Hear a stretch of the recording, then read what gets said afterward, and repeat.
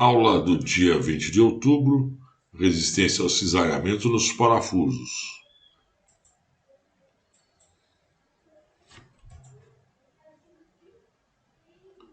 No dimensionamento de parafuso ao cizalhamento, nós levamos em conta a resistência nominal, que é o produto da área efetiva, vezes a resistência, mais uma variável. Essa resistência equivale a 60% do limite de resistência à tração do material, que é feito o parafuso. Quando você tem o cizalhamento duplo, nós temos que multiplicar a resistência por 2.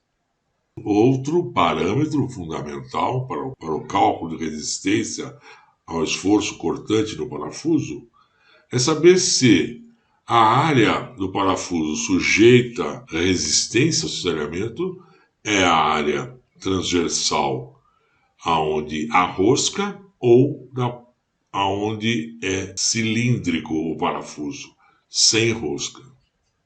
Aonde ele possui rosca, o cálculo tem que ser multiplicado por uma área equivalente de 0,7 a área do parafuso, 70% da área do parafuso. No entanto, se for calcular na parte cilíndrica do parafuso, a área efetiva é igual à área do parafuso. A resistência de contato é simples, é o produto de uma constante quando se refere ao esmagamento sem rasgamento ou rasgamento, que nós vamos ver a seguir, pela área e pelo limite de resistência à tração, FU. No dimensionamento do parafuso em ligações por atrito, essa resistência nominal é o produto de duas constantes pela diferença da força de pretensão do parafuso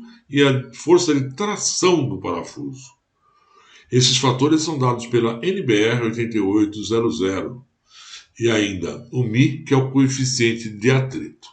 Nós vimos e falamos sobre esmagamento, rasgamento, cizalhamento, e eu tenho certeza que vocês não viram isso em resistência dos materiais. Lá nós vimos até o cizalhamento, não é? Você fez aquela projeção, né? Aquele gráfico do cizalhamento sobre né? Uma estrutura com carga móvel, né? Qual é o gráfico referente àquela solicitação, tudo isso nós vimos. Porém, quando a gente fala da união, nós vamos ter outras coisas, né?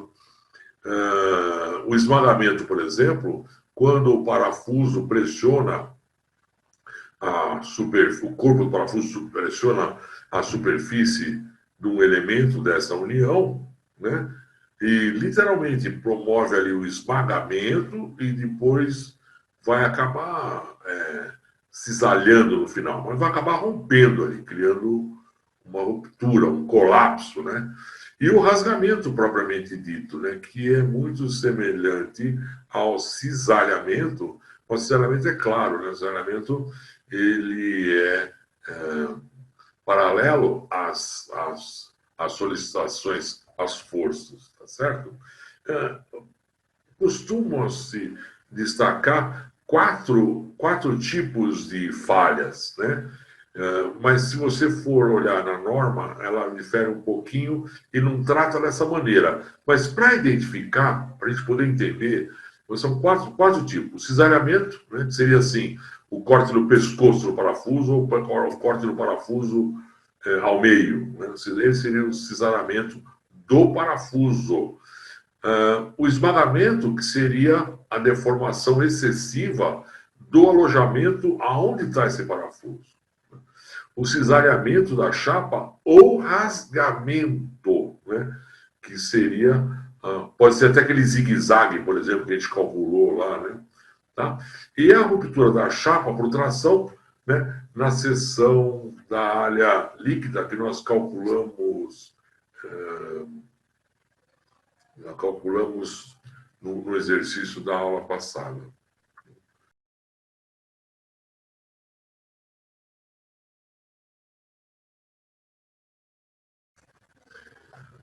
Então, vocês estão vendo esse exercício, parafuso de M16, classe 10.9, e aquela constante que é igual a 1, que é para achar a área efetiva. Certo? Tá? A área líquida. Bom, vamos lá? Então, veja, eu tenho aqui uma chapa, e nessa chapa está preso com 3 parafusos, não é? Esse perfil, né, longitudinal. Na prova eu coloquei, tá vendo? Um esboço, porque infelizmente teve aluno na primeira prova que não conseguiu interpretar, né, esse desenho. Ele era um pouco mais trabalhoso, na verdade, porque tinha que calcular a área, esse esquema para entender como é que ele funcionava. É bem grosseiro o desenho, não é? Então está aqui, olha, está lá, né? A resistência nominal, está aqui, ó. A resistência nominal é a área efetiva vezes essa tensão. Pode começar por onde você quiser, né? A área efetiva é a área líquida, não é? Ó? Esse aqui é um CT, né? Vezes CT.